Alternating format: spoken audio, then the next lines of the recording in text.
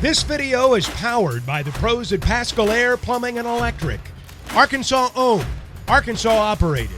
GoPascal.com. Our thoughts and our prayers are with the University of Virginia and their staff, the families on the tragic event that took place.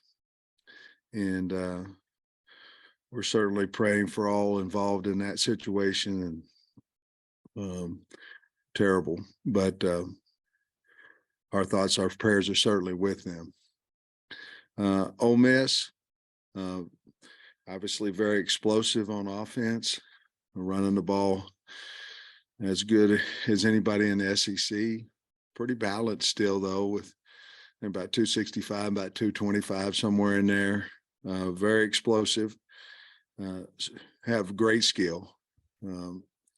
Mingo, Jutkins, a running back, Dart. I mean, really fine talent, skill-wise. And I mean, that's not saying Heath, Watkins. I mean, they've got really good wideouts. Defensively disruptive. Run a 3-2-6. Can get after the quarterback. Have been blitzing more of late. I think more in the run for the run game. Trying to slow down opponents' runs against them. But they're playing extremely well. Obviously lost a close game Saturday, but they play extremely hard, well coached. We are looking forward to having a night game here. I think it's our first, I think it's our first night game of the year. I know it is our first night game at home. And we're looking forward to another opportunity. Coach, status of KJ, is he going to be able to practice this week as normal, and prognosis for Saturday? We anticipate him practicing. We anticipate him practicing today. We anticipate him playing on Saturday. Those things certainly change. They have over the last 2 weeks, but I know he feels better than he has since the Auburn game. We'll have to see how he is at practice, to be perfectly honest with you, but I think I know he feels better than he has in the last 2 weeks. Given the back and forth nature, I guess, the backup quarterback, or Cade and Malik, is it an open competition with those guys if KJ can't go, or how do you? Yeah, I mean, it would be an open competition. I think obviously you'd have to. The problem that we have a little bit, guys, is the unknowing of KJ in game planning. Especially it was a little easier if Malik's the guy because there are some similar talent, run dual threat, even though Cade made some nice runs the other day in the game. But I think our team and our staff, and we just want to know if he's going to be available or not, if he's going to play. And I think our team needs him, or we need to go the entire week and say he's not going to. I think a lot of that'll be said today. Cade and Malik will battle for who would play in that second spot if KJ is not able to. You mentioned on Saturday that you had changed practice up a little bit at the end of last week and done a little bit of different kind of motivating tactics. Is any of that going to carry over into this week? Absolutely. I mean, we lost the game, but it would be hard to say that we didn't play an excellent game on defense. We haven't necessarily done that. So we're going to take what we think helped us, the way we practice, some of the things that we talked about, the way we prepared before the game. We're going to take those and continue to do those things. And then we've got to get our offense going. A lot of it will dictate with a healthy KJ Jefferson as well. But if we don't have him, we've got to do a better job of hanging our hat on something, throwing the ball on first down, loosen up the box a little bit more. When we do that, we're not playing fast either. A lot of it is we're not getting that first down. Once we get a first down, we can play a little bit faster. We haven't been able to do that. Those are some things that certainly we talked about yesterday as a staff. Talked about with the run game slowing down a little bit, just the blocking issues, but you also mentioned just an inability to break tackles. Just what can you attribute that to? Because it didn't seem like that was an issue for these running backs early on. I don't know that we've ever been, in all honesty, a great skill guys breaking a lot of tackles. Now we've had some huge holes that they run through, and there's a difference in breaking a tackle when you're between me and that, and then when we're between you and I. There's a difference. You have more space. You know you can throw a fastball. You can run sideways and cut. You can do different things. We're not getting those opportunities, so it shows a little bit more when you're closer to a guy. It's harder to make them miss, harder to run over them. But LSU's back did, and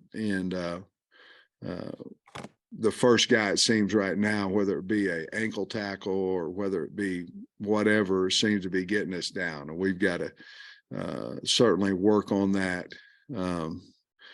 And a lot of us just conscious. We got to run with a demeanor of the first man is not going to get me on the ground, and I think that we've got to be better there.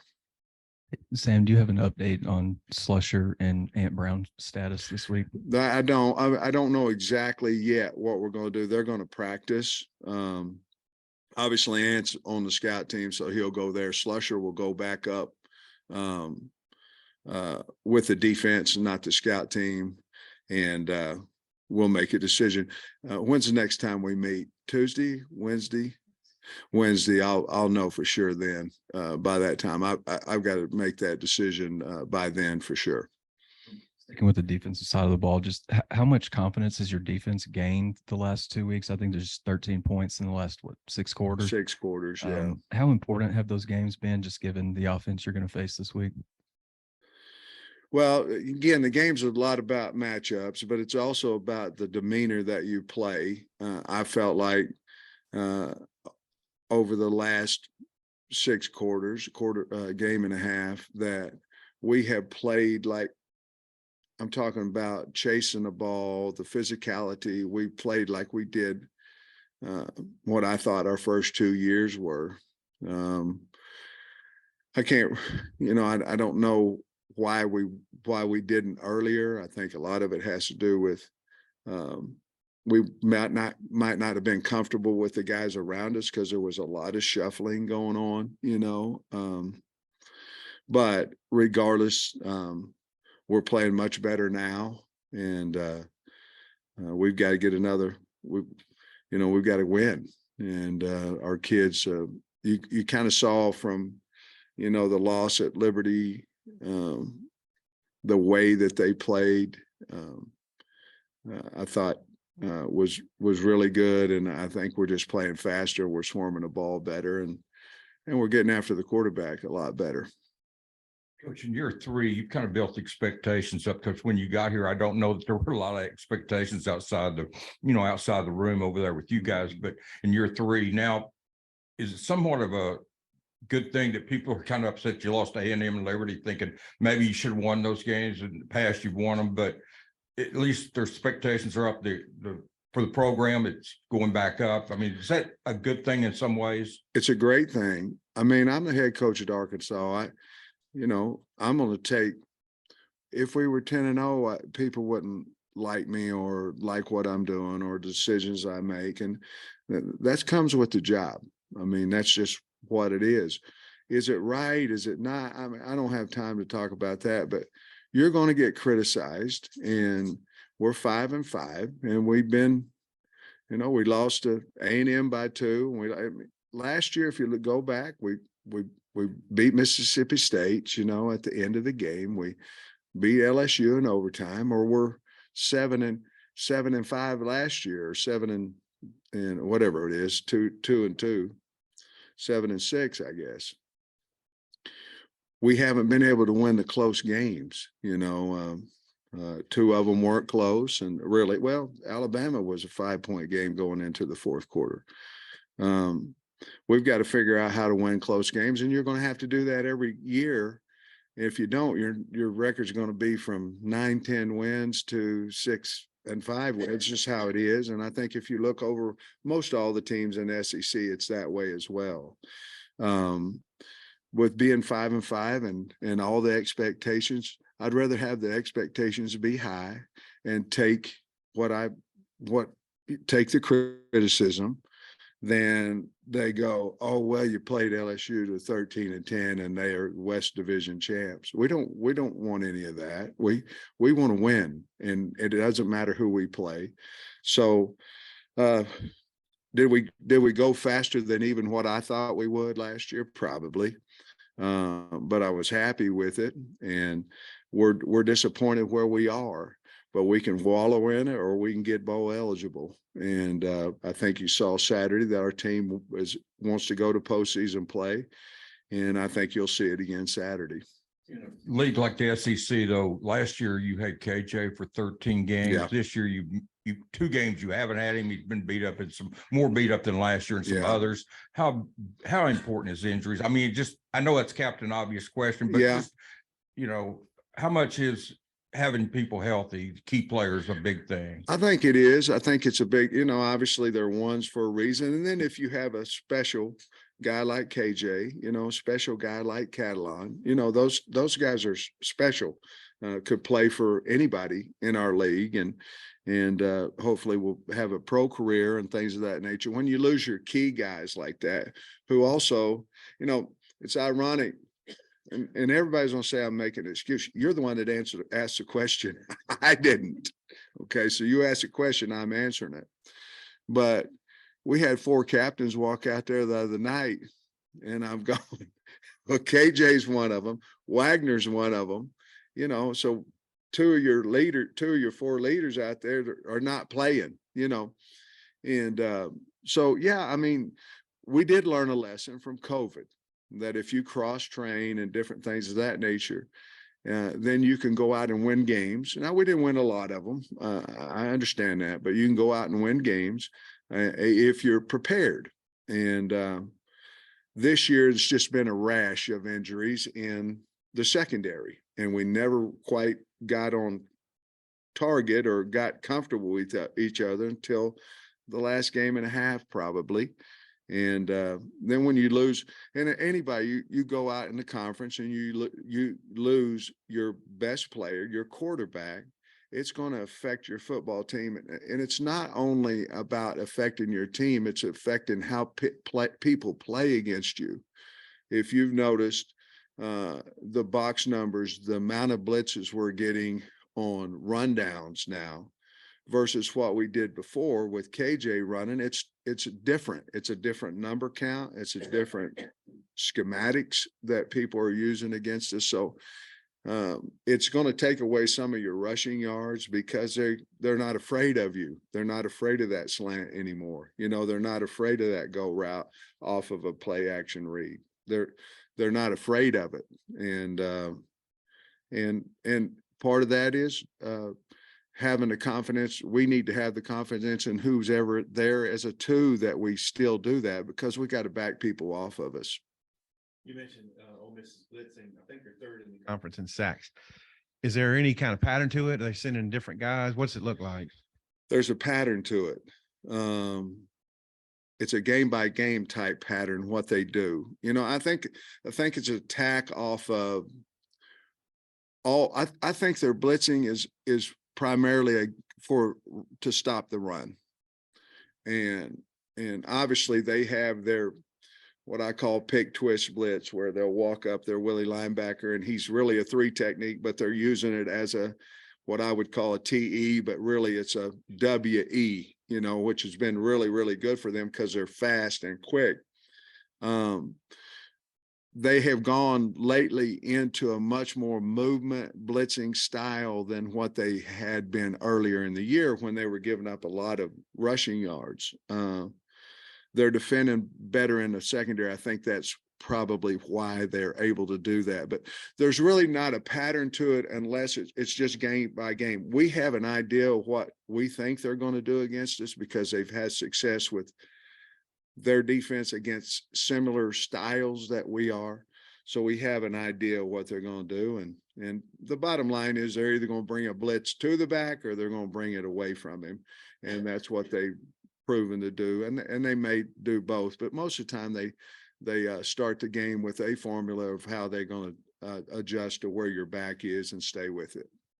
Also ask you about the series with them. You know, you were involved in the Henry Heave, the 52-51 last year. I mean, both games had big 2-point conversions. It's just been a wild deal. And I just wonder what you think about maybe the back and forth you've had with Ole Miss.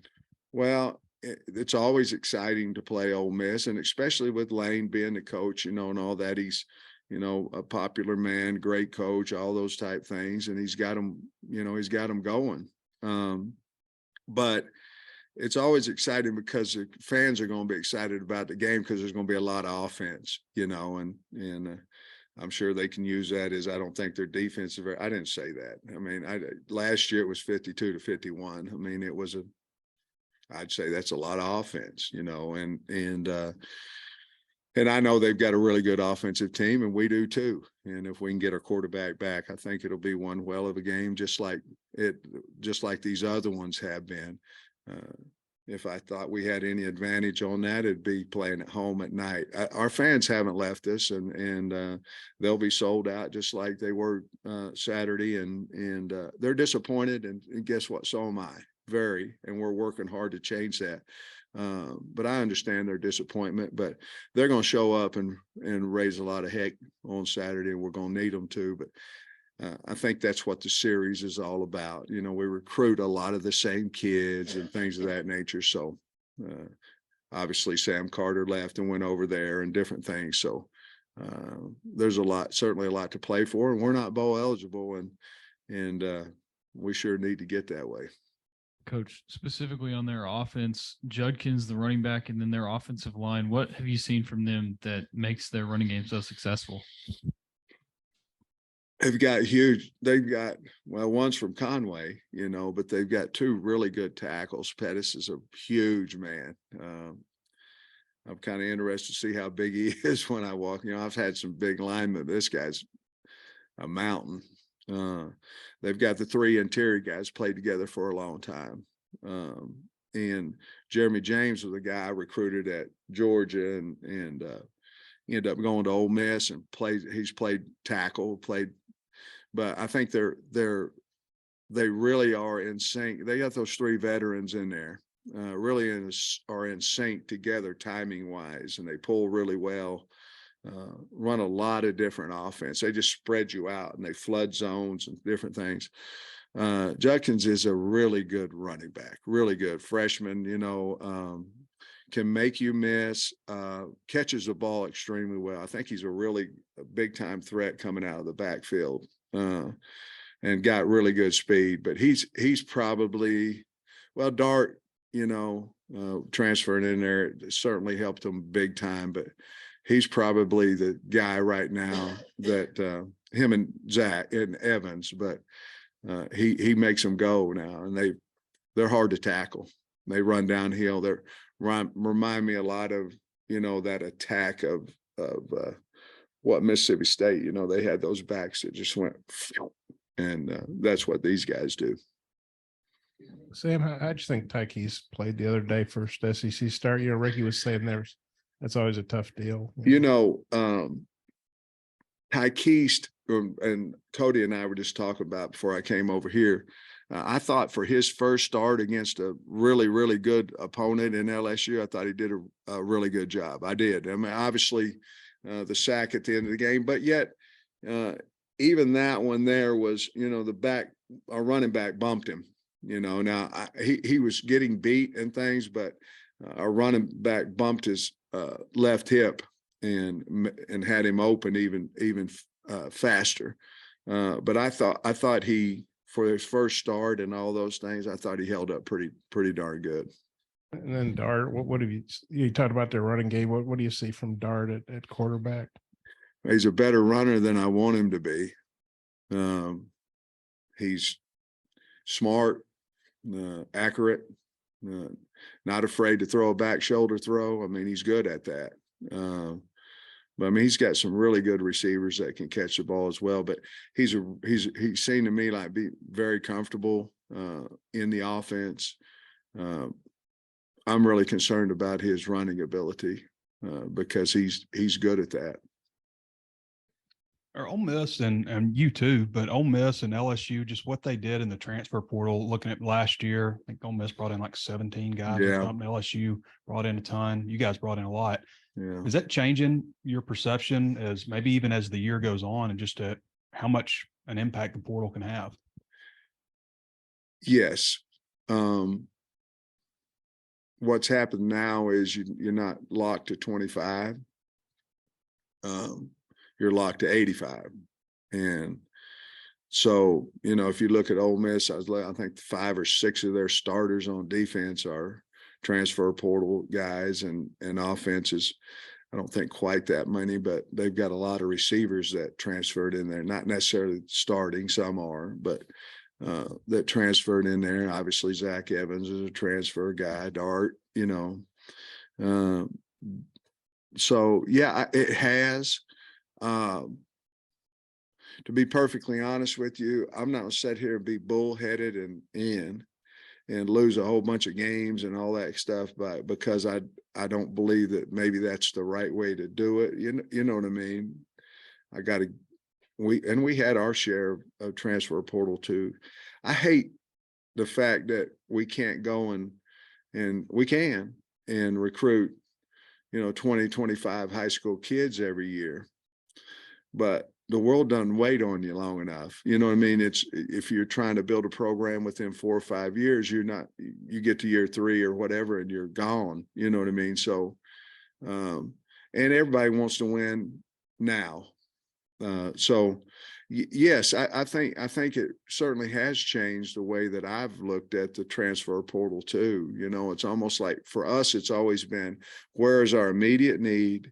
That's where we're going to go. And that's it. We're going to tell the kids that we have on our team that, we need either depth or we need a starter there. When we do that, we know that. And I've been very conscious about that for our team. But now I think if you have a really good player, regardless of what position he is, and he wants to come, you take him, and before I wouldn't do that, before I was like, no, I'm going to be loyal to these guys. They're plenty good enough for us to win the SEC and stuff like that. But part of that too, Trey, has become with all the injuries that we've had this year. Your backup better be as good as your starter or close to it, and that's maybe shown a little bit for us this year, where if we'd have went in the transfer portal a little bit more, maybe we'd be a little bit better off record-wise and hopefully team-wise too. I don't think you've been asked about Dalton, but how's he doing? He's going to practice some today. My philosophy on it is that we don't really ever say a kid's out if he can do something. What we do, we always go to Indy and we check him to see where he's at in individual and if he's capable of doing a little bit more. Sometimes, the philosophy is to get them out to practice. You know what I mean? And sometimes they're not as hurt or not as sore or not as whatever as they think they are. And obviously, if you've got the right kid, he wants to play and things of that nature. Our coaches can look at him. I can look at him, get a feel of it. That's what we're going to do with Dalton today to see how far he can, see what he can do and the length of time with also being smart. We're going as spiders today, but just like we did last Monday, but kind of see how far he can go. I'd say maybe the results have been better overall since Barry's moved to the sideline. What's the benefit? Just being able to look the players in the eye and that kind of stuff, or what do you think? Well, I think part of that certainly is being present. The kids have a lot of respect for him. He's up there, he's away from it. Now, we won 9 games last year with him upstairs. You know what I mean?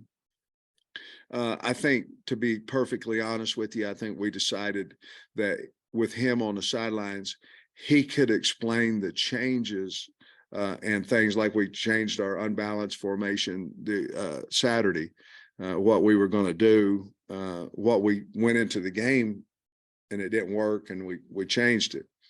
I think we thought that his presence on the sideline and his ability to make changes himself, besides through the headsets, I thought we needed that, and I think we felt like it would help us. And so that was probably the original reason why we asked him to come down. Is that you saying, hey, let's try to mix things up, or his idea? Yeah, I mean, if it's not working, you got to, you can be bullheaded, or you got to try to fix it, and so that was, I believe that was a BYU game, I think, maybe. And it worked, and it has worked. So he'll stay down there. Obviously, the advantage is you can see a little bit better up there. You see what's going on, but we really have a good communication over the headsets from up there down, and we believe in the guys up. So we're going to be in good shape, I think. Yeah, I don't know if the weather had anything to do with the scoring, but you're playing at night. It might even be colder. I hope so. So you said you maybe the fans are expecting a shootout, but it looked like the weather might have impacted the scoring last week. Yeah. So what do you think? It probably did, Tom, to be honest with you. And the colder, the better, and obviously we have to score points too. We have to run our offense too, but we're rooting for a freeze out if we can get it, On LSU's last possession, the one that started with 4 minutes. Yeah. There was a 3rd and 4 pass, and McLaughlin hit the guy, and Yeah. it was tough to see from our angle, but you did not like Yeah. what was ruled on the field. Yeah. How did that go for you? Not good. I mean, what can I say? Nothing. You can say whatever you want. We've sent it into the SEC office, and I'm sure we'll get something back from them, but no, I didn't particularly like it. Football is back, and BetOnline remains your number one source for all your football betting needs this season. You'll find the latest odds, matchup info, player news, and game trends. And as your continued source for all sports wagering info, BetOnline features live betting, free contests, live scores, and giveaways all season long. Always the fastest and easiest way to bet on all your favorite sports and events like MLB, MMA, tennis, boxing, and even golf. Head to betonline.ag to join and receive your 100% welcome bonus with your first deposit. Make sure to use the promo code BELIEVE to receive your rewards. That's BLEAV. Bet online, where the game starts.